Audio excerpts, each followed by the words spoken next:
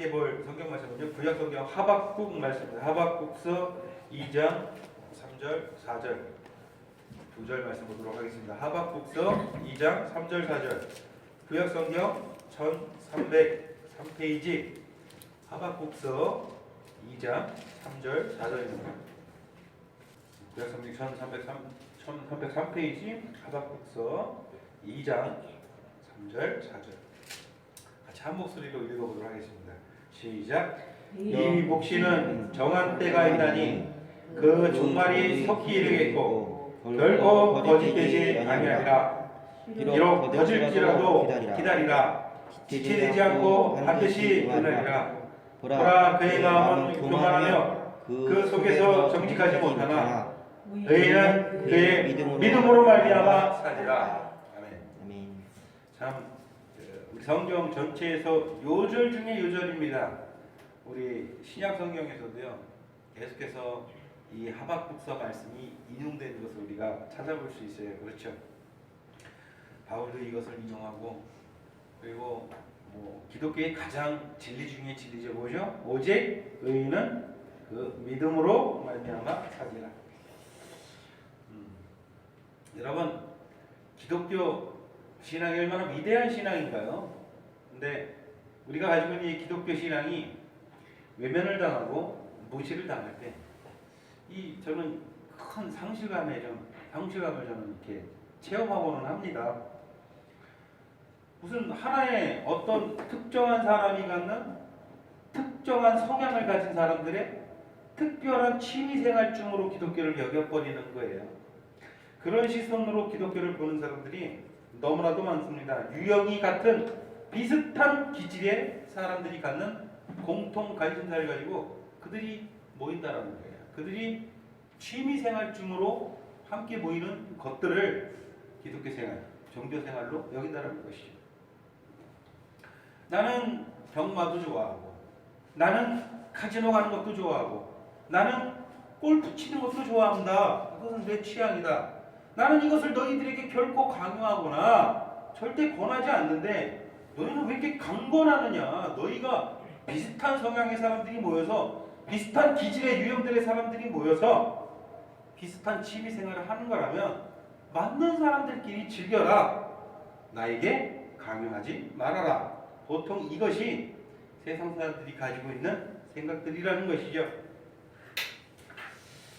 저도 마찬가지죠. 가만히 생각을 해보니 사실상 신앙 갖기 어려운 기질의 사람이 있더라고. 저도 어느샌가 모르게 좀 편견을 가지고 있었던 것 같아요. 여러분도 그런 생각 좀 할 때 있지 않습니까? 그렇죠. 내 주변엔 참 기독교 복음이 들어가기 특별히 어려운 성향의 사람이 있다. 한번 들어보시겠어요? 아니다. 그런 사람은 전혀 없다. 아니에요? 좀 있는 것 같아요. 그죠? 그런데 가만히 성경을 보니까 그런 성향의 사람은 사실 존재하지 않는 것이 맞다. 어떤 사람도 기질상 기독교 복음을 받아들일 수가 없어요. 성향상 그것을 자기 성향상 맞는 사람이 없다라는 거예요. 그게 성경의 논증 아닙니까? 그런데 사람들은 하나의 기질로 여겨버리는 거예요. 기독교 신앙을. 나조차도 나도 모르게 세상 사람들을 바라보면서 내가 기독교 신앙을 가지고 있음에도 불구하고 약간 그런 시선으로 바라볼 때가 있어요. 저 사람은 고구마 중에서도 정말 생고구마야. 그렇죠. 근데 그런 생각 자체가 사실 그릇된 생각이죠. 모든 사람은 고구마 중에서 그야말로 다 생고구마인데 기독교는 어떤 기질을 가진 사람들이 모이는 것이 사실 아닌 것인데 나도 모르게 이렇게 착각을 할 때가 있었다라는 것이죠. 절대 그런 생각하지 마시고 그것은 세상 사람들이나 갖는 생각이에요. 우리는 절대 그런 생각을 가져서는 안 되겠습니다. 여러분 주변에 그 어떤 사람도 기질상 복음 받아들이기 어려운 사람은 존재하지 않습니다. 그렇죠? 사실 교회는 사실상 존재하는 모든 기질의 사람들이 다 함께 관계 맺어지고 다 함께 엮여져 있는 그런 특별한 공동체예요. 그렇죠? 기독교 역사가 몇 년입니까? 모르십니까? 대답하기 싫으십니까? 기독교 역사가 몇 년이에요? 약 2000년이지 않습니까? 지금 몇 년이에요? 2020년이 넘었죠 이제. 그렇죠? 우리 주님 돌아가시고 승천하시고 나서 40일이 지나서 성령 오순절 성령 강림이 일어났을 때 비로소 교회가 시작되는 거 아니겠습니까? 2000년이 넘었어요. 2000년 교회 역사를 들여다보면요, 정말 존재할 수 있는 모든 기질의 사람들이 교회 안에 다 있었다는 거예요. 그렇죠?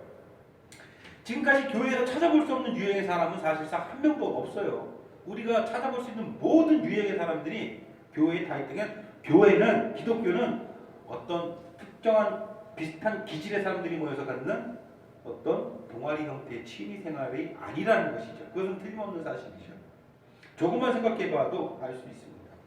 교회에는 다혈질적인 사람이 있고요, 또 감정적인 사람이 있고요, 뭐든지 잘 믿는 사람이 있고 뭐든지 의심하는 사람도 있습니다. 그렇죠. 예술적인 사람이 있고 또 과학적인 사람이 있고 아주 재치 있는 사람도 있고 너무 둔한 사람도 있어요. 아주 재치 있는 사람도 있고 아주 둔한 사람도 있어요. 그렇죠. 교회는 모든 유형의 사람들이 다 존재합니다. 2000년 교회 역사가 늘 그래왔다는 것을 우리는 성경을 통해서, 실제 역사를 통해서 너무나도 잘 알 수가 있는 것이에요. 온갖 종류의 다른 사람들이 모여서 하나의 믿음으로 하나 되는 공동체, 그것이 바로 교회입니다. 존재하는 모든 사람들은 사실 겉으로 볼 때 다 같아 보입니까? 달라 보입니까? 같아 보이는 듯 하면서도 또 면밀히 들여다보면 다 어떻게 돼요? 다른 듯이 보이지 않습니까? 다 달라요. 생긴 게 다 다르고, 성격이 다 다르고, 말투도 다 달라요. 너무나도 완벽하게 똑같은 사람은 단 한 명도 없어요. 이게 참 신기하죠. 이 세상에 나는 나 하나예요. 나랑 비슷하게 생긴 사람을 찾아볼 수도 있고, 내 목소리랑 비슷한 사람도 찾아볼 수 있고, 내 성향과 비슷한 사람을 찾아볼 수 있지만 100% 나랑 똑같은 사람은 한 명도 존재하지 않아요. 나 하나예요. 그렇죠. 다 다르죠. 그럼에도 성경이 말씀하는 것은 무엇입니까? 다 다르지만 모든 사람은 다 같은 체험을 하고 있다는 거예요. 모든 사람은 다 같은 병으로 고생해오고 있다는 것입니다. 문제 내겠습니다. 어떤 병이겠습니까? 우리 장로님. 모든 사람 다 같은 병을 앓고 있어요. 어떤 병일까요?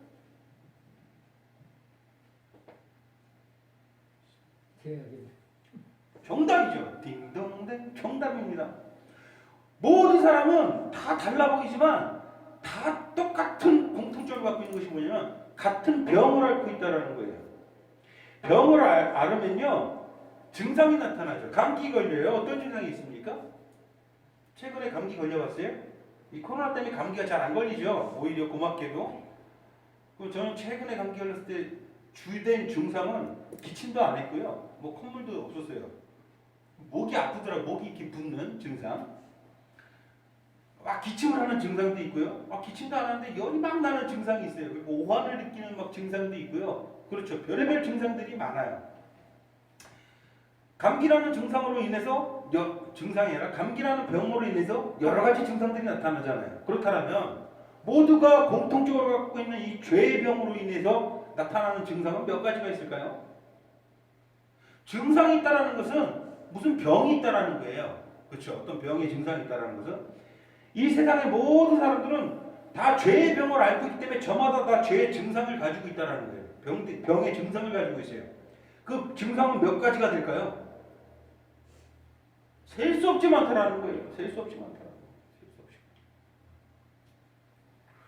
우리 배성진 지사님, 자꾸 이런 질문 배성진 지사님 제일 만만해서 잘 이해해 주시기 바랍니다.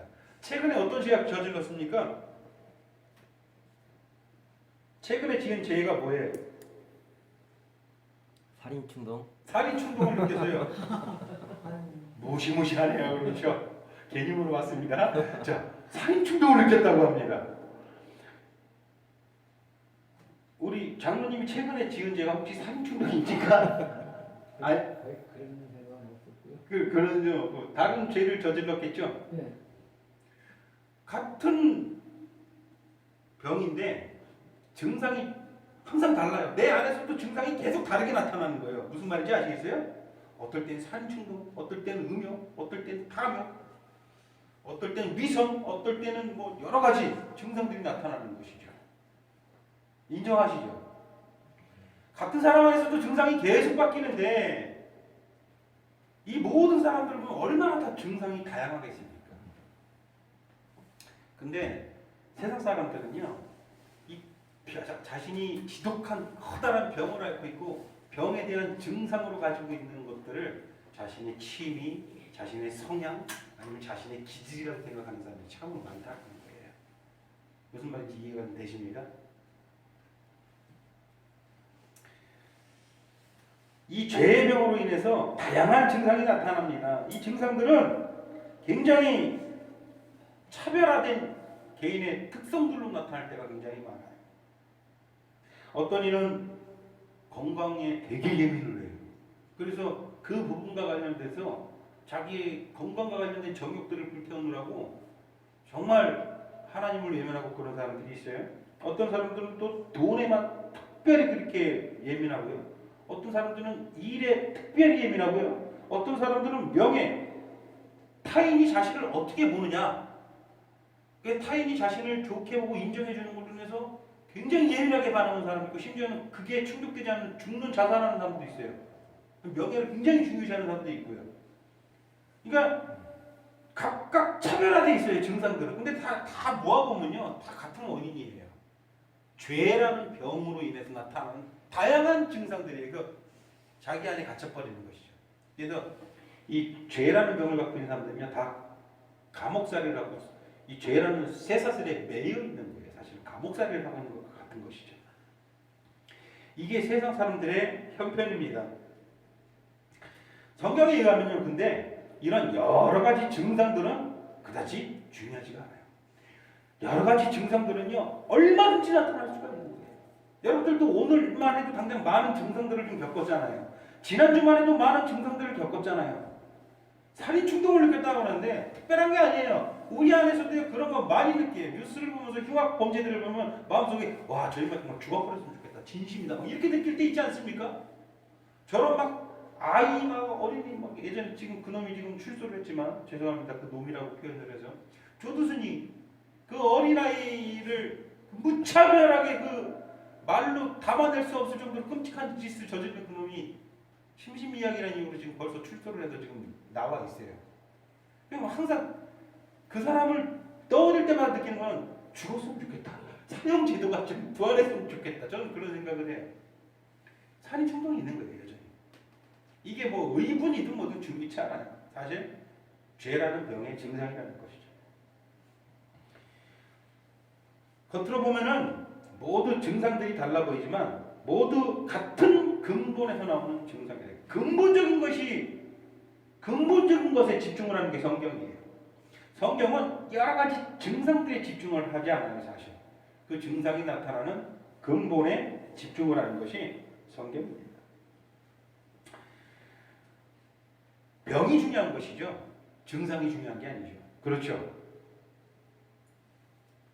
아니, 감기에 걸려가지고 기침을 심하게 해서 목이 아파요. 맨날 목이 아프니까 목캔디만 먹고 있으면 감기가 낫겠습니까? 감기약을 먹어야겠죠. 그 병을 고쳐야겠죠. 증상을 고쳐서는 되는 게 아니죠. 세상 사람들은 악한 세상을 바라보면서 증상만 고치려고 노력을 해요. 많은 철학가가 그랬고, 많은 도덕가가 그랬고, 많은 사회운동가들이 그랬어요. 증상만 고치려고 하는 생각, 그 더 이상 생각을 앞으로 나아가지는 못해요. 안에 있는 병을 들여다보지 못하는 거죠. 증상만 고치려다 보니까 그 증상으로 인해서 나타나는 그 증상을 자꾸 손대다 보니까 여러 가지 사회적인 이념들도 생겨났어요. 공산주의가 왜 생겼습니까? 민주주의, 자본주의가 왜 생겼습니까? 우리가 믿고 신봉하는 여러 가지 사회적인 이념들 왜 생겼습니까? 증상들을 어떻게 고쳐보려고 하다가 인간들이 만들어낸 건데 다들 성공적입니까? 완벽한 것은 있을 수가 없는 것이죠. 왜? 뭐가 바뀌지 않으니까? 증상이 문제가 아니라 증상을 나타나게 하는 병을 만들지는 못하니까.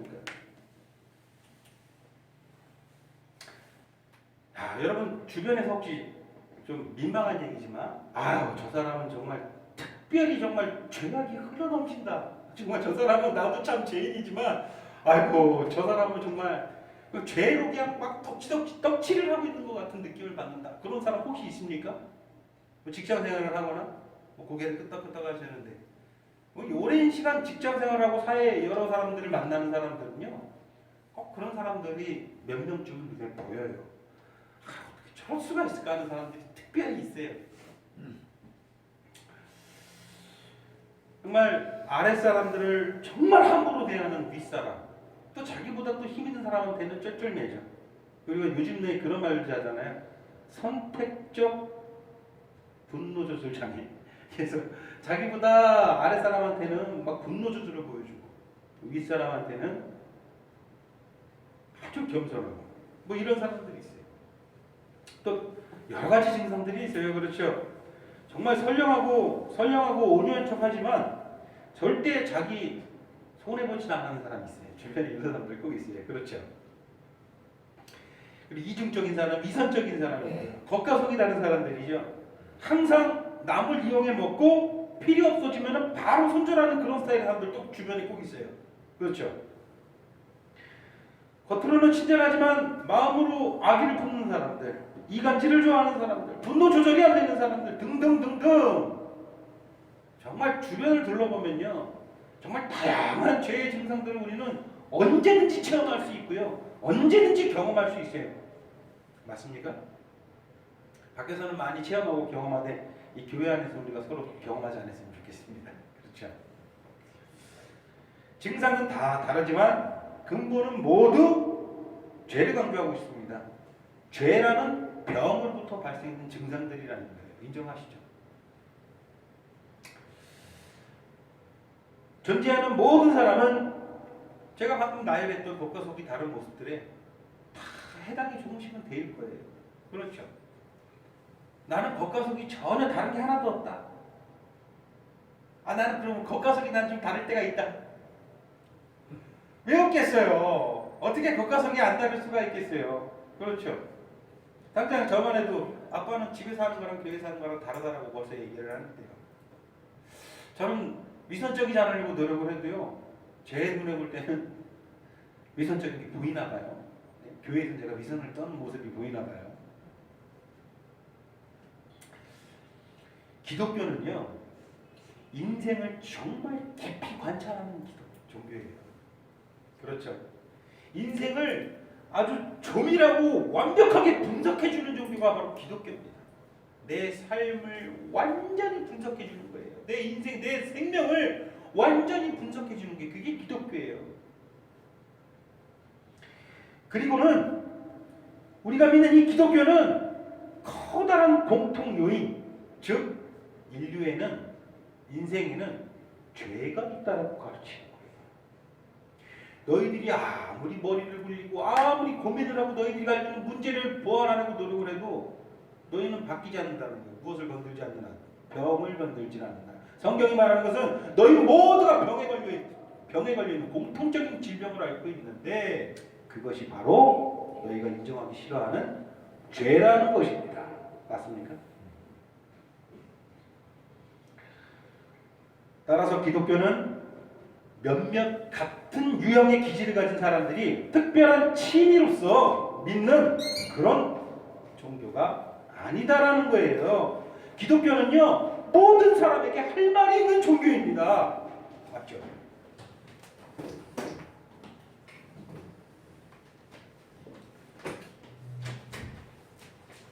기독교는 모든 사람에게 할 말이 있는 거고, 물론 그 모든 사람에게 그것은 극단적으로 중요한 것입니다. 맞습니까?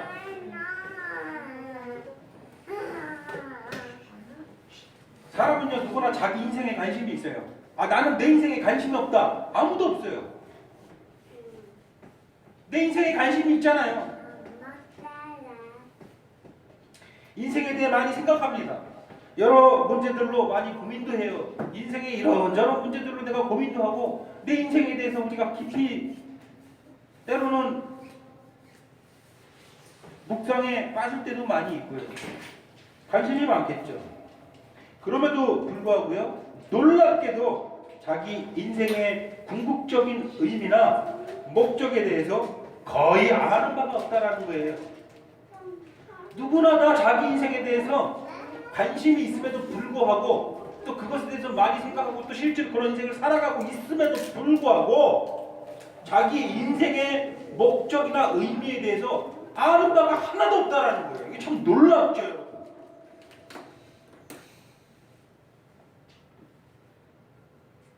사람들에게 묻어요. 당신은 당신 인생에 관심이 있습니까? 그러면 당연한 듯이 대답을 합니다. 아니, 자기 인생에 관심 없는 사람이 어딨겠어요? 그럼 당신의 인생의 목적과 의미는 무엇입니까? 그러면 딴 거 없다라는 거예요. 그런 거 모른다라는 거예요. 굉장히 두리뭉실하게 뜬구름 잡는 얘기예요. 대부분 무슨 돈 많이 벌고 자식들 잘 먹고 살 수 있게 해주는 게 내 삶의 목적이자 무슨 의미자 이렇게 말하는 사람들이 굉장히 많고요.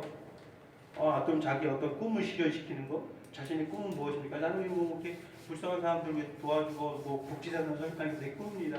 그럼 그것이 당신의 인생의 목적이자 의미가 되겠습니까? 그렇다 합니다. 과연 그런 것들이 인생의 의미와 목적이 될까요?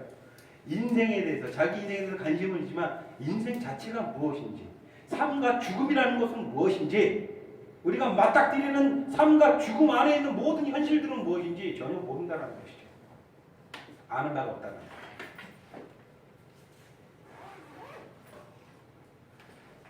전도사님 오늘 1분 구절이 하박국서 말씀인데 전혀 상관없는 이야기만 계속하고 있네요. 아니요, 서론이에요. 아직 본론으로 안 넘어갔어요. 여러분 오늘 좀 각오를 하셔야 될 것입니다.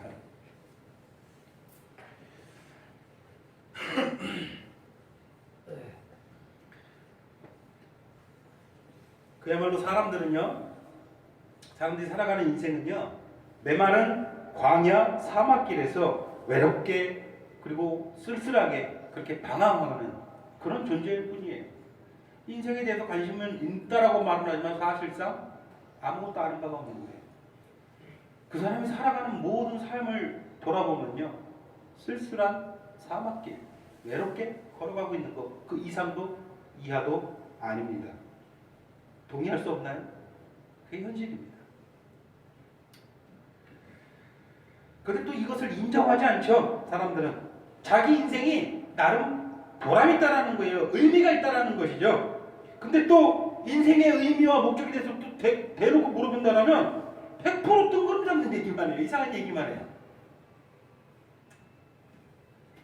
참으로 가련한 신세죠. 그게 인류가 처한 상황이고, 그게 죄라는 병이 사람들이 가져다주는 끔찍한 증상들 중에 가장 대표적인 것이죠.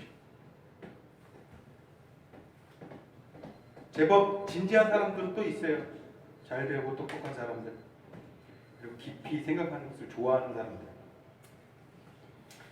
진지한 사람들은요, 자신이 걸어가고 있는 길을 계속 걸어가면서 자기 자신을 발전시키려고 합니다.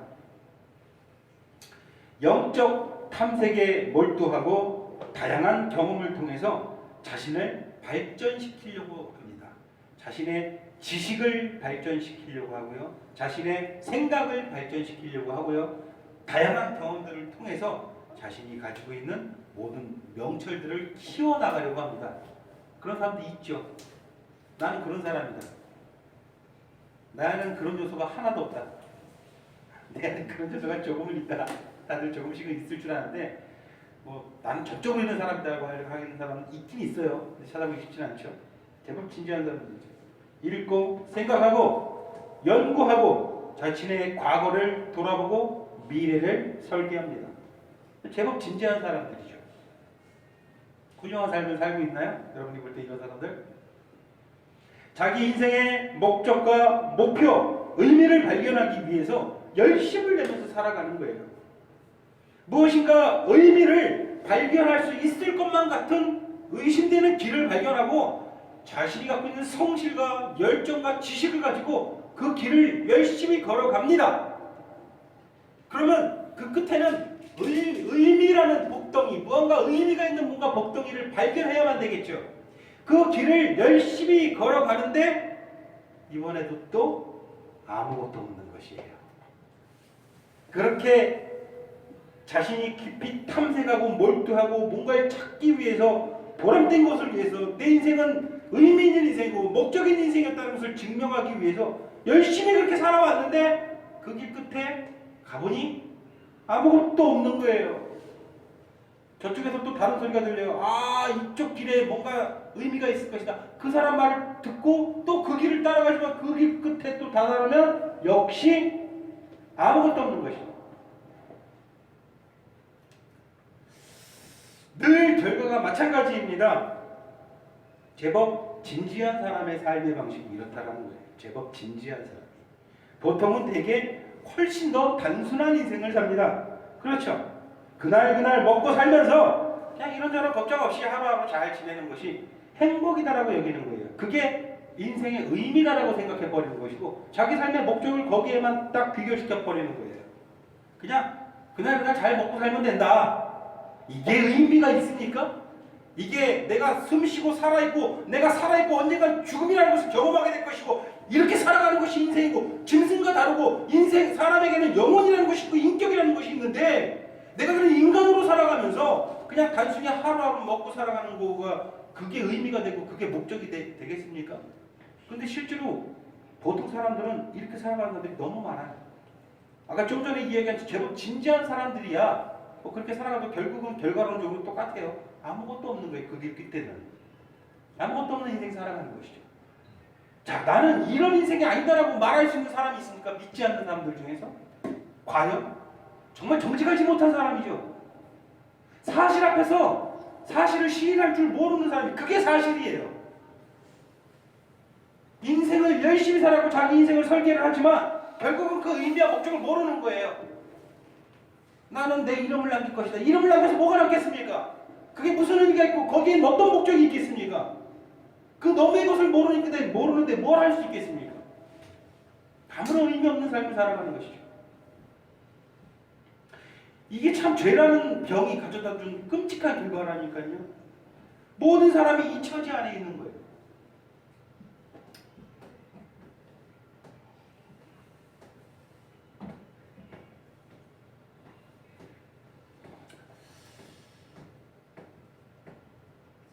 누구나 다 인생을 살다 보면요, 자신이 그렇게 관심을 가지고 있는 자식이 자신의 인생을 살아가다 보면요, 종착역에 도착할 때가 옵니다. 제가 틀린 말 하는 건가요? 제가 요즘에 이런 종말론적인 메시지를 많이 전하죠. 여러분, 성경이 종말론적인 메시지에 얼마나 관심을 두고 있는지 여러분 성경 읽어본다면 제가 강조하는 것은 조금 더 지나친 것이 없다는 것을 여러분 인정할 것입니다. 사람은 다 조만간에 인생의 종착역에 도착하게 될 것입니다. 그런데 그것을 외면하죠. 생각하는 것 자체를 싫어합니다. 그러면서 인생은 무슨 의미를 발견할 수 있고 자기 인생에 관심이 있다라고 이야기를 할 수 있어요. 자기 자신의 인생에 관심이 있는 사람은요, 그것을 결코 외면해서는 안 돼요. 그런데 참 사람이 어떤 상황에 빠지는지 우리가 생각하면 개탄하지 않을 수가 없는 것이에요. 사람은요, 자신이 경험하는 그 순간만을 현실로 느끼는 경향이 굉장히 강해요. 자기가 과거에 있었던 일을 현실로 갖고 와서 뭔가 교훈을 삼아서 현실에 적용을 시키거나 아니면 내가 지금 이렇게 행동했을 때 앞으로 이런 일들이 벌어질 것을 내다보고 그것을 현실에 갖고 와서 적용시켜서 지금 나의 행동을 결정하게 하는 능력이 현저히 떨어진다는 거예요. 지금 내가 보고 경험하고 느끼는 것에만 집중하는 거기에만 특화되어 있는 그런 존재인 경우가 많아요. 물론 미래를 내다보고 우리가 보험도 들고 여러 가지 설계를 하지만 지금 현재 나를 살아가게 하는 원동력은 지금 내 눈에 당장 보이는 것들이죠. 동감하십니까? 어떤 순간이 있고 그 순간을 경험하고 그 순간을 보고 지나가면은 쉽게 망각하는 존재라는 거예요. 쉽게 말해서 사람은 망각의 동물이라고 하는 사람들도 있죠. 망각을 해요. 제가 어릴 적에 학창시절을 돌아보면 저는 말 잘 듣고 착하고 공부 잘하는 학생이었을까요? 말 안 듣고 못되고 공부 못하는 학생이었을까요? 1번, 2번. 자, 1번이다. 착하고 공부 잘하는 학생이었다. 2번. 착하지만 공부는 못하는 학생이었다. 3번. 착하지도 않고 공부도 못하는 학생이었다. 자, 1번, 2번, 3번. 자, 1번 한번 설명 들어주세요. 저는 단언합니다. 저는 뭐 저희 어머니께서 물론 우리 아들은 착해 뭐 이렇게 말할 수 있겠지만 객관적으로 봤을 때 저는 착하지도 않고 공부도 못하는 학생이었어요. 저희 어머니는 항상 심성이 곱고 착하다라고 그렇게 항상 이야기하시지만 저는 심성이 고운 학생이 아니에요.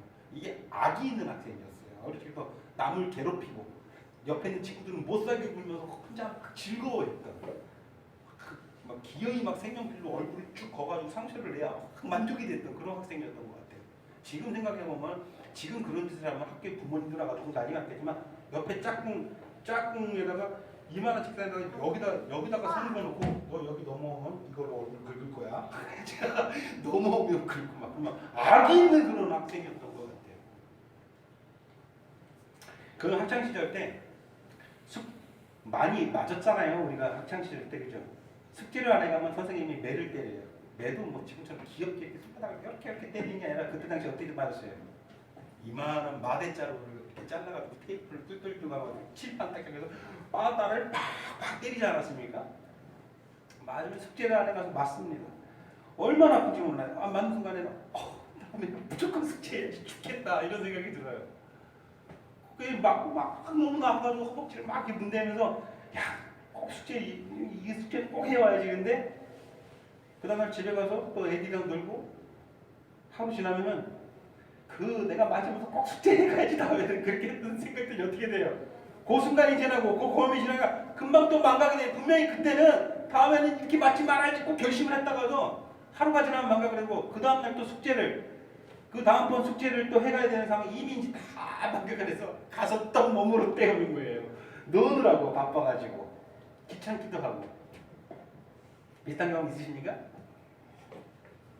여러분들은 착하고 공부 잘했던 학자신들에 관해서 잘 공감을 못 하시겠습니까? 우리 사랑하는 미경자님께서 벌써 셋째를 출산을 했어요. 뭐 사람마다 좀 다르겠지만 아기를 좀 잘 낳는 사람도 있고 못 낳는 사람도 있잖아요, 그죠? 그리고 우리 미경 씨는 참 은혜를 받아가지고 아기를 좀 잘 낳는 편인 것 같아요. 제가 이야기를 들어봤어요. 물론 아기를 뭐 누워서 꽁없이 한번 그냥 코 풀지 않는 경우는 없겠죠. 그런데 얘기를 들으면 진통도 오랜 시간 안 하고 또 그렇게 많이 고통스럽지 않게 자기는 잘 낳았다 이렇게 걱정할까 봐 이렇게 얘기하는 건지 실제로 그런지는 모르겠는데 아기를 잘 낳는다고 해요.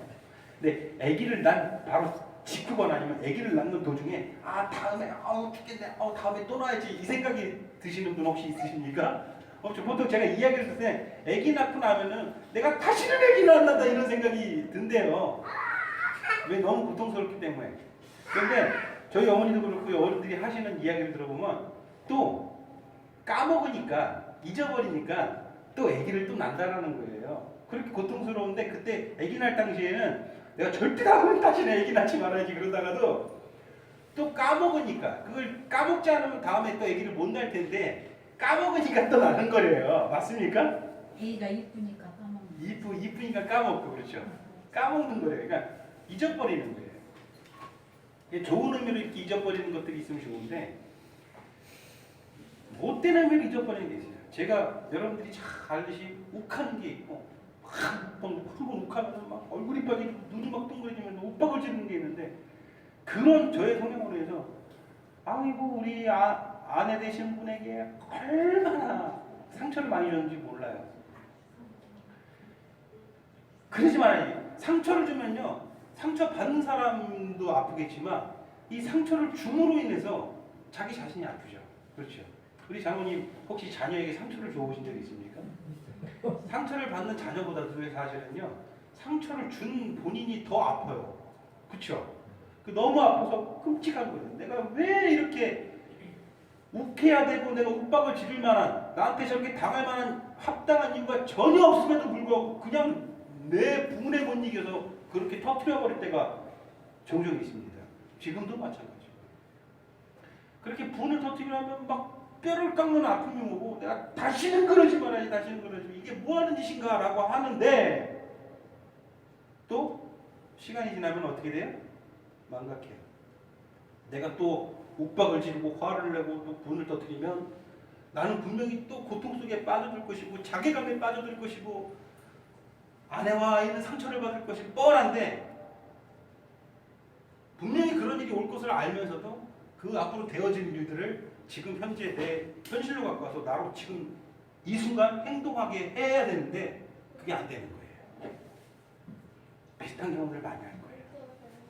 그렇게 되면 완벽한 인간이 되겠죠. 내가 과거에 저질렀던 실수를 현실로 갖고 오고 또 앞으로 되어질 것들을 내다보면서 지금 현실로 갖고 와가지고 나로 하여금 지금 행동하게 한다면 나는 사람들에게 상처 주는 일도 없고 나는 완전한 삶을 살 수 있겠죠.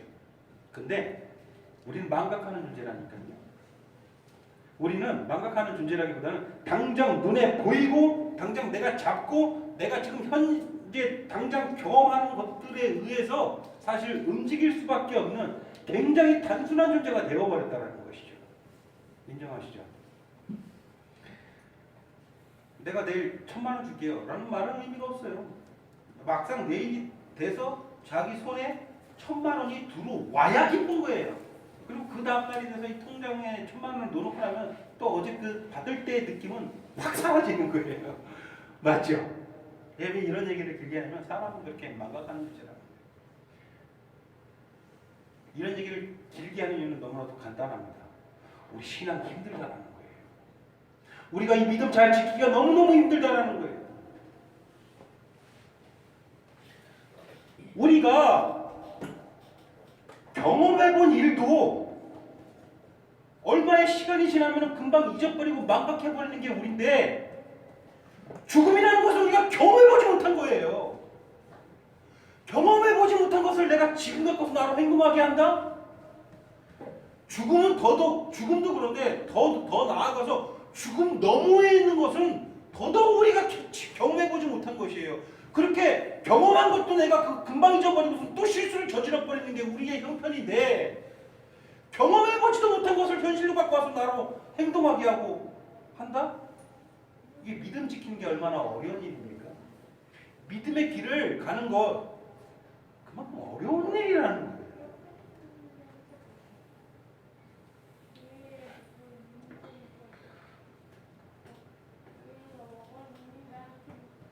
무엇을 경험하면요, 경험하는 것조차도 그 순간뿐인데 경험해보지도 못한 것을 우리는 바라보고 지금 내 행동을 결정하는 삶을 살아가야 되는 것이 바로 그리스도인이라는 거예요. 어렵죠? 어렵지 않아요? 나는 죽음을 경험해봤다. 나는 죽음을 경험해 볼 것이다. 여러분들이 지금부터의 인생 살면서요, 나는 교통사고를 앞으로 경험해 볼 것이다라고 확신할 수 없어요. 나는 큰 병에 걸릴 것이다라고 확신할 수도 없고요. 나는 어떠한 일들을 겪게 될 것이다라고 확신할 수 있는 것은 아무것도 없어요. 근데 한 가지 제가 장담하게 확신할 수 있는 게 있어요. 그게 뭐냐면 내가 죽을 것이다라는 거예요. 이게 인생의 한 부분이에요. 반드시 있어야 되는. 그런데 우리는 자기 인생에 관심이 있다라고 하면서도요, 세상 사람들 살아가는 모습을 보면요, 그런 것을 전혀 보려고 하지 않는 거예요. 입술로만 자기 인생에 대해서, 삶에 대해서 관심이 있는 것이지 실제로 자기 삶의 목적이나 의미에 대해서, 자기 인생에 대해서 아무것도 아는 바가 없는 거예요.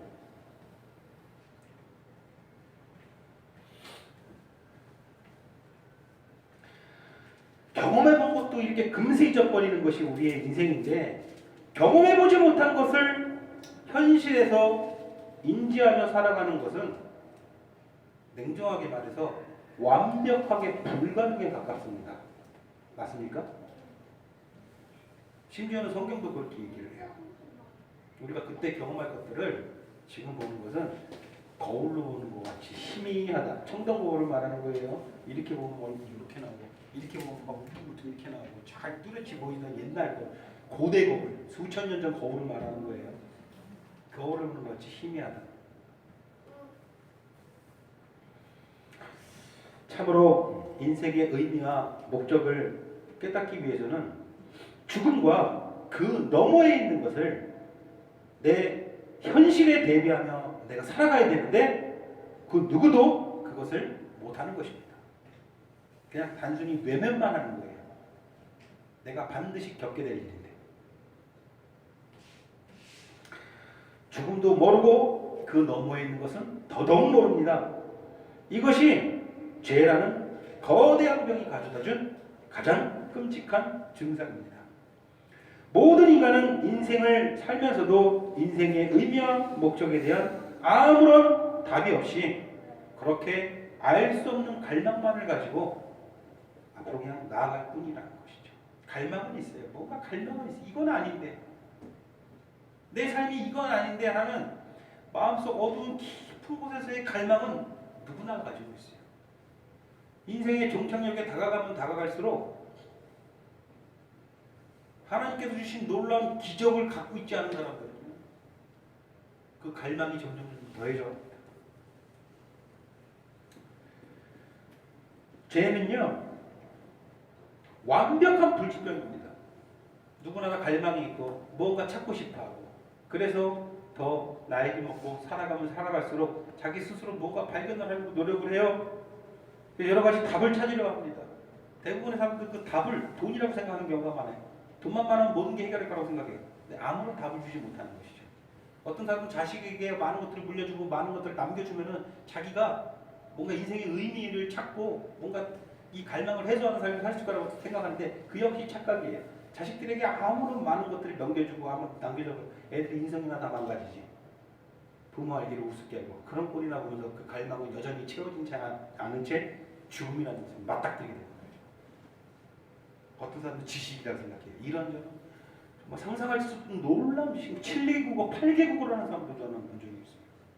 그런 지식이 자기의 뭔가 갈망을 채워줄 수 있어요. 젊었을 때 잠깐 한때죠. 죽음이라는 종착역에 가까울수록 그 모든 의미가 사라지는 거예요. 분명히 경험하게 될 것에 눈을 가려버리고 삽니다. 반드시 경험할 그것을 현실로 가져가가지고 지금의 내 행동을 결정짓게 해야 되는데 지금의 내 행동은 결코 그것에 의해서 결정되지 않고 지금 당장 눈에 보이는 것, 당장 내가 경험하는 것, 언제나 지금 내 행동을 결정하는 것은 언제나 그것이라는 거예요. 무슨 말인지 아시겠어요? 그게 결코 예배드리러 나오지 않는 거예요. 내 눈에 보이는 것이 지금 이런 것들입니다. 예배드리러 나오는 여러분들은 무엇을 봅니까? 놀라운 기적으로 너머에 있는 것들을 보기 때문에 나오는 건데 지금 당장 눈에 보이는 것은 뭐예요? 이 세상에 돌아가고 있는 질병들, 이 세상 그 질병을 바라보는 교회를 향한 세상 사람들의 시선들, 인식들, 이런 것들 지금 당장 눈에 보이고 손에 잡히는 것들만 보니까 예배드리러 못 나오는 거 아닙니까? 여러분들은 뭐 때문에 이 자리에 나옵니까? 무엇을 보니까 이 자리에 나옵니까? 지금 당장 교회에 나와서 하나님께 예배드리고 주 예수 그리스도 이름 찾으면 돈이 나옵니까? 떡이 나옵니까? 현실적으로 아무것도 나오지 않습니다. 세상 사람들 보고 칭찬을 듣습니까? 뭐 잘했다라는 소리를 듣습니까? 아무것도 못 들어요. 그런데도 불구하고 왜 예배드리러 나옵니까? 놀라운 것을 본 거예요, 여러분들. 세상 사람들이 상상도 할 수 없는 것을. 제 말이 틀리나요? 희미하지만 거울로 보는 것 같이 희미하지만 뭔가를 보여주신 거예요, 하나님께서 여러분들에게. 맞습니까?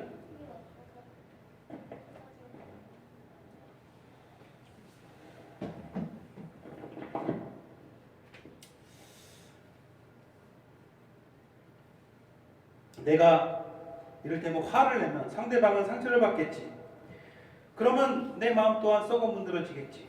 그러니 이런 결과를 내가 이미 뻔히 아니까 그것을 현실로 갖고 와서 지금 내 행동을 결정짓게 해야 하듯이 우리의 인생이라는 큰 그림에서 죽음과 그 너머에 있는 것을 반드시 현실로 가지고 와야 됩니다.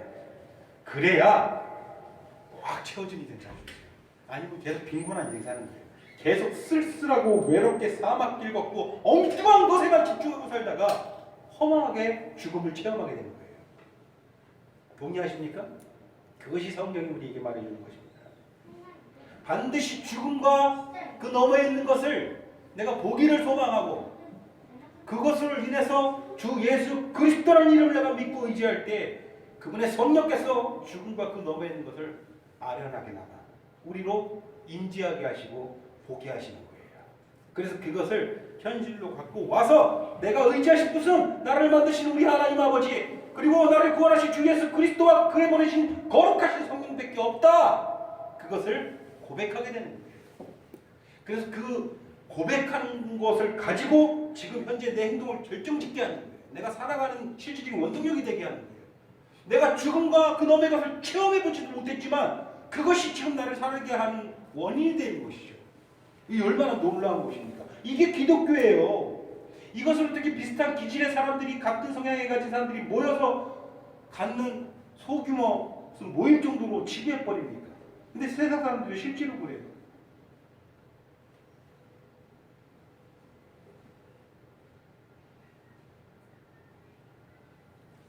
죄라는 감옥에 갇혀있기 때문입니다.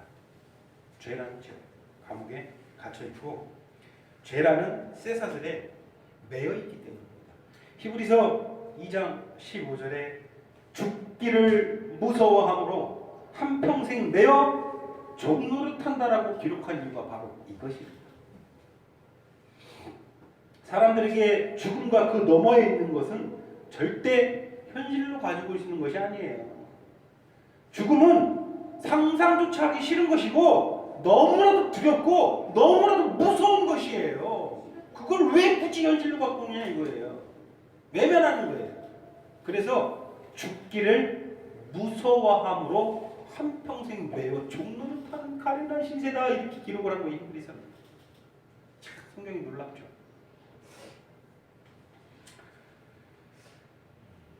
여기까지 말씀을 듣고도 자신이 병들었음을 시인하지 않는 사람에게 더 이상 무슨 말을 할 수 있습니까? 기독교가.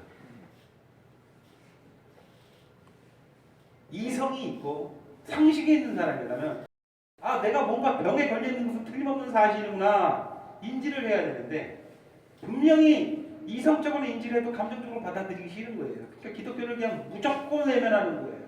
궁지에 몰릴 때만 약간 관심을 가져요. 제가 이번에도 많은 경험을 했어요. 오늘 교회에 나오면서 집사람하고 그 얘기를 했지만 우리 매형되는 분께서 그렇게 큰 병에 누나가 걸렸다는 얘기를 듣고 상심해서 눈물을 났대. 내 얘기를 들어라. 내가 지금 기도를 하고 응답을 받고 왔다. 하나님께서 우리 누나를 절대 지금 이 상태로 데려가시지 않고 반드시 복음으로 거듭나게 해서 데려가신다고 나에게 확답을 줬다니까 걱정하지 말고 분명히 깨끗하게 날 것이다. 이게 내가 받은 응답이다. 내 말을 믿거들라. 누나가 실제로 깨끗하게 병이 낫는다라면 누나를 데리고 교회에 나와라. 그러니 그때는 제법 진지하게 정말 병이 그렇게 나면은 내가 한번 진지하게 고민을 해보겠습니다. 그렇게 이야기를 했는데 지금 병이 깨끗이 낫고 수술을 잘하고 모든 게 잘 되니까 제가 어저께도 만나서 그런 얘기를 하니까 막 비웃으면서 언제 그런 일이 언제 있었냐는 듯이 삼촌이나 잘하세요 막 그러면서 그냥 아주 그냥 이런 지하에 무시해버리는 것을 보면서 참 마음이 안타까웠어요.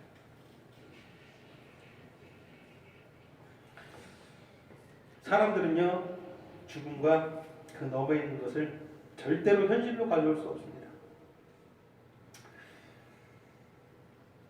여기까지 듣고도 받아들이지 못한다면 그 사람에게 남은 것은 성경이 말하는 것은 무엇입니까? 남아있는 것은 하나입니다. 뭡니까? 바로 죽음과 그 너머에 있는 심판이라는 것입니다.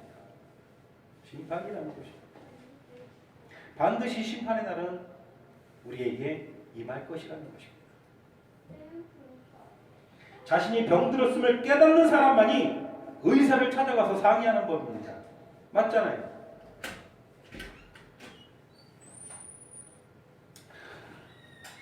우리가 기억해야 될 것이 있죠. 우리를 치료해 주실 의사 또한 우리를 치료해 주실 의사가 누구입니까?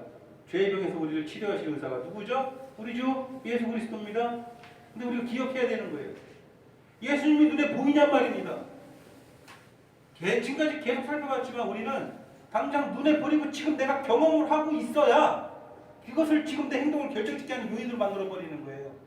그런데 너무도 안타깝게도 우리 주님 또한 우리를 치료해 주실 그분 또한 눈에 보입니까? 안 보입니다. 이게 우리를 힘들게 하는 거예요. 그리스도인들이 힘이 없고 충만하지 못한 이유가 바로 이거예요. 지금껏 말했듯이 우리는 지금 경험하고 당장 눈에 보여야 그것을 현실로 받아들이고 행동을 하는 그런 습관들이 우리 안에 있는데, 하나님께서 우리를 이 죄의 병에서 해방시켜 주시려고, 이것을 고쳐 주시려고 주 예수 그리스도 사랑하시는 독생자를 우리에게 주셨습니다. 우리의 죽었던 영혼이 그리스도 안에서 새 생명을 얻게 되었습니다. 맞습니까? 이제 우리가 죽었던 상태에서 보지 못했던 것들을 그 새 생명 안에서 보게 되었습니다. 우리는 죽음을 볼 수 없는 존재였고 그 너머에 있는 것들을 볼 수 없는 존재인데, 그리스도 안에 고귀한 새 생명이 우리 안에 흘러 들어와서 그 생명 안에서 우리가 그것을 능히 볼 수 있는 너무나도 놀라운 능력을 받은 거예요. 그리스도인은요, 다른 말로 하면요, 엄청난 능력자들이에요. 능력자들. 여러분들이 지금 하고 있는 능력이라니까요. 사람들이 흉내낼 수 없는 능력이에요. 여러분들은 오늘날 이 시간, 이 편안하게 집에서 맛있는 거 먹으면서 텔레비 봐야 되는 이 시간, 예배당에 나와서 예배를 드리고 있습니다. 이거 엄청난 능력이에요. 사람들이 이런 능력이 없다니까요.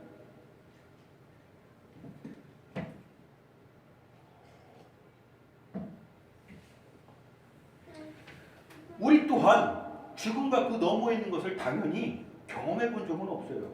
그렇죠. 그런데 그리스도 안에 있는 새 생명으로 인해서 영적인 눈이 떠졌기 때문에 기적을 체험하는 거죠. 보거나 경험해 보지 못한 것을 가지고 와서 그것들로 하여금 지금 내 현실의 행동을 결정하게 하는 거예요. 이거 엄청난 기적이거든요. 이게 아무것도 아닌 것으로 생각해서는 안 돼요. 굉장히 놀라운 거예요. 비록 거울로 보는 것 같이 희미하지만 우리는 죽음과 그 너머에 있는 것을 분명히 보았습니다. 분명히 보았습니까? 그 너머에 있는 거 뭐가 있습니까? 여러분들이 본 것은 무엇입니까? 하늘의 영광. 하늘의 영광을 보았고요. 또 다른 것은 무엇을 보았습니까? 영원한 심판을 보았습니다. 보았기 때문에 내가 지금 행동하는 거예요. 그렇죠? 그리고 이 모든 것을 우리에게 주신 주 예수 그리스도를 우리는 분명히 보았습니다. 난 예수님 못 봤다 한 번도.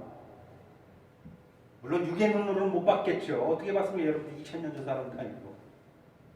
2000년 전 이스라엘 저 갈릴리나 예루살렘 쪽에 있으면 예수님 봤겠죠. 그러나 육의 눈으로는 보지 못해요. 하지만 영의 눈으로 여러분들 주 예수 그리스도 보지 않았습니까? 나는 주님 영의 눈으로 보았다. 난 최근에 아주 주중에도 봤다. 주중에 예수님 본 사람 아무도 없어요. 예수님과 항상 동행해야 되는 여러분들이 항상 동행해야 되는, 자나깨나 앉으나 일어서나 항상 동행해야 되는데 주중에 한 번도 못 뵀어요.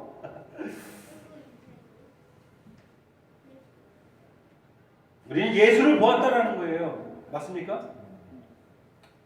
문제는 우리가 예수님도 보았고 죽음도 보았고 그 너머의 것도 보았지만 쉽게 망각할 때가 많다라는 거예요.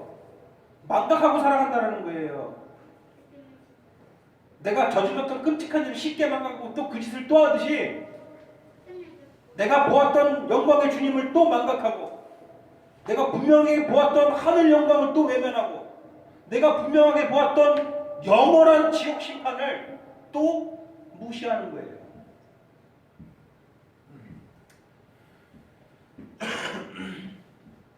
어떻게 그리스도 안에서 내가 보고 듣고 깨달은 것을 현실로 갖고 와서 지금 이 순간 현실을 살아가겠습니까? 이게 너무나도 어려운 일이에요. 너무나도 힘들게 하는 거예요. 내가 주님을 떠나 살기 싫고 내가 성령 충만의 삶을 살고 싶고 내가 이 죄악된 길에서 좀 벗어나고 싶은데 또 금방 망각해요. 눈에 안 보이면. 주님이 곁에 계시지 않는다라는 느낌도 이제 나한테는 별로 두려움으로 다가오지도 않아요. 몸이 건조하게 감각 없는 자가 되어서 그렇게 보내버려요. 이 가련한 영혼을 어찌합니까? 여러분 지금 제가 말하는 것을 공감하십니까?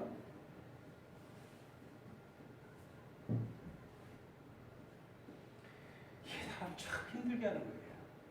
제가 지난 일주일 동안 기도가 안 돼요. 주님이 곁에 안 계시는 것 같아요. 아무리 찾으려고 해도 기도가 되지 않고 말씀이 눈에 들어오지 않아요. 하나님이 곁에 있는 게 느껴지지가 않고 주님이 곁에 계신 게 느껴지지가 않는 거예요. 망각하고 그냥 하루하루를 보내는 것 뿐이었어요. 얼마나 답답합니까? 이게 일주일만 이렇게 지속돼서 사람이 미치겠는데 이게 몇 달이 되고 이게 몇 년이 돼버리면 우리는 어떤 지경이에요? 세상과 똑같은 모습으로 살아가는 거 외에는 방법이 없는 거예요. 맞습니까? 어떻게 늘 곁에 계신 우리 주님을 내가 인지하고 살아갈까요? 이게 우리가 가진 숙제 아닙니까? 어떻게 죄의 사슬에서 완전히 자유롭게 우리가 살아갈 수 있겠습니까? 말씀 하나 찾아보겠습니다. 누가복음 21장 36절입니다. 누가복음 21장 36절입니다. 같이 한 목소리로 신약성경 134페이지 누가복음 21장 36절 한 목소리로 같이 한번 크게 한번 읽겠습니다. 134페이지 신약성경 134페이지 누가복음 21장 36절입니다. 시작. 이러므로 너희는 장차 올 이 모든 일을 능히 피하고 인자 앞에 서도록 항상 기도하며 깨어있으라. 어떻게 완벽하게 우리가 자유롭게 살아갈 수 있을까요? 정답은 무엇일까요? 무엇입니까? 기도입니다. 기도. 여러분 기도를 영적 호흡이라 하는 거예요. 여러분 기도하셔야 되는 거예요. 내가 기도도 안 되고 말씀도 들어오지 않고 해결할 수 있는 방법이 무엇입니까? 저 죽음과 천국, 저 죽음 너머에 있는 것 눈에 들어오지가 않는 거예요. 지금 내가 보고 만지고 경험하는 것들만 나로 지금 행동하게 하는 거예요. 미치겠는 것이죠. 어떻게 해야 됩니까? 어떻게 해야 됩니까? 계속 이렇게 방관시켜야 됩니까? 자기 자신을 기도해야 되는 거예요. 기도해야 되는 거예요. 어젯밤에 말씀을 준비하면서 아무것도 안 하고 기도하기 시작했어요. 기도도 안 되지만 그냥 기도했어요. 기도하다가 어느 순간 나도 모르게 부르짖었어요. 주여 주의 말씀을 회복시켜 주시옵소서. 내게 멀리하여 주지 말아 주셨고 이 죄인을 살려 주시옵소서라고 기도하니 말씀의 눈을 또 뜨게 해주시는 거예요. 우리 주님께서 얼마나 친절하십니까? 뜸도 안 들이세요. 내가 기도를 안 했던 것이죠. 우리가 깨어있기 위해서는 누가복음 21장 36절 이러므로 너희는 장차 올 모든 일을 능히 피하고 인자 앞에 똑바로 설 수 있게 항상 기도하고 어떻게 하라는가? 항상 기도하고 기도만 해요. 여러분 기도하시길 바랍니다. 절대 이런 영적 무기력에 빠져가지고 주저앉지 않기를 바랍니다. 데살로니가 전서 5장 17절에도 우리가 너무나도 잘 아는 구절 있지 않습니까? 쉬지 말고 뭐하라? 기도하라. 쉬지 말고 기도하는 이유가 바로 이것이에요. 쉬지 말아야 되는 거예요. 기도는 생각해보니 일주일간 왜 그렇게 기도 안 하려고 애를 썼고 왜 그렇게 불평불만하려고 애를 쓴지 모르겠어요. 기도는 우리의 영적 눈을 똑바로 뜨게 해주는 가장 강력한 도구입니다.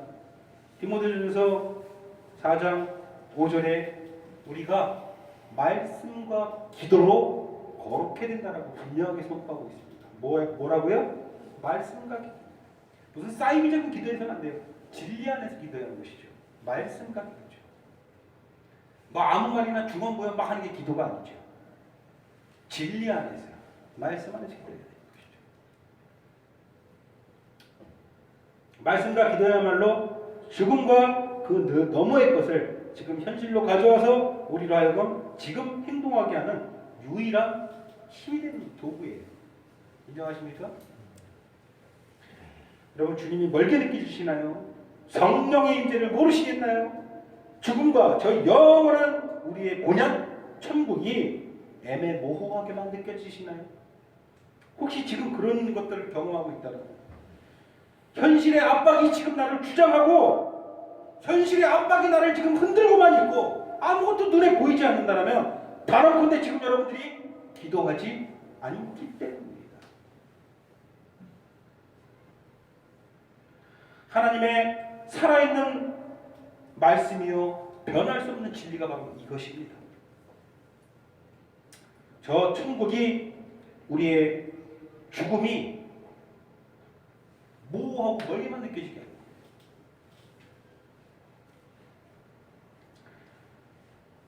그게 모호하고 멀게만 느껴진다면 오늘 우리가 함께 읽은 다시 본문으로 넘어가겠습니다.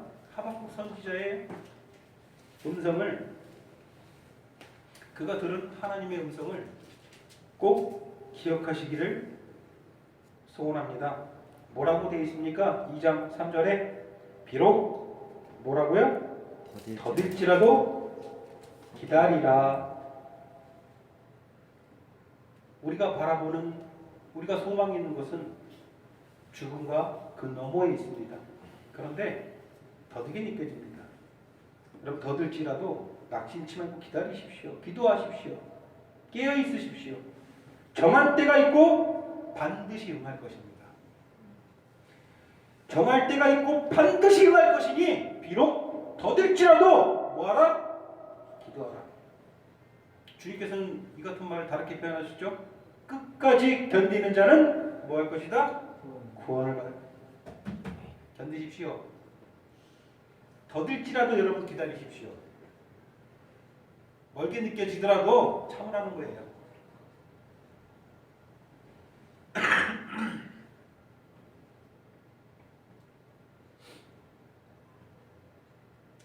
정한 때가 있나니 반드시 임할 것입니다. 무슨 말인가요? 우리는 죽을 것이라는 정한 때가 있다라는 거예요. 반드시 죽게 될 것이고 그 후에는 뭐가 있다라는 것이죠? 심판이 있다라는 거예요. 한 번 정한 일은 정해진 일이고 그 후에는 뭐가 있으리니? 심판이 있으리니. 이것은 뜬구름 잡는 이야기가 아닙니다. 이것이 우리가 지금 살고 있는 우리 인생의 가장 시급한 현실이에요. 우린 다 죽을 것이고 그 후에는 뭐가 있습니까? 심판이 있다라는 거예요. 이런 사실 앞에서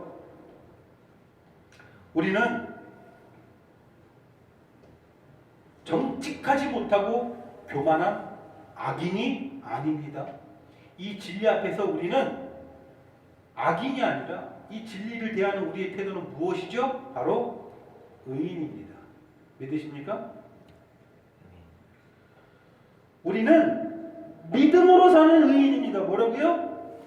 믿음으로 사는 의인입니다. 믿음으로 사셔야 되는 것이에요. 믿음으로 살아갈 때에 악인들은 교만하고 그 안에 더러운 것이 너무 많기 때문에 죽음과 그 너머에 가서 결코 볼 수도 없고 볼 수 없기 때문에 그것을 현실로 가지고 오지 못하지만 의인은 믿음이라는 게 있기 때문에 믿음이라는 것이 있기 때문에 믿음 있는 자들에게 그런 것들을 우리 주님께서는 다 보여주신다는 거예요. 왜? 있기 때문에. 우리 믿음으로 사는 거예요. 그것을 보여주시고 그 길로 안내해 주실 분이 누구다라는 것을 믿는 거예요. 우리 주 예수 그리스도라는 사실을 믿는 거예요. 4절 같이 한번 봉독해보세요. 4절. 본문 4절 시작. 보라 그의 마음 교만하며 그 속에서 정직하지 못하나 의인은 그의 믿음으로 말미암아 살리라. 우리 주 예수 그리스도께서는 우리를 의인으로 다시 태어나게 하셨습니다. 믿으십니까? 오직 흔들리지 아니하는 믿음으로 오늘 이 순간을 살아가시는 생명수교회 성도 여러분들 되기를 진심으로 소원합니다. 아멘. 기도하시겠습니다. 모든 것이 흔들릴지라도 우리 주님과 함께하는 이 믿음은 흔들리지 아니함을 우리가 확신하옵나이다.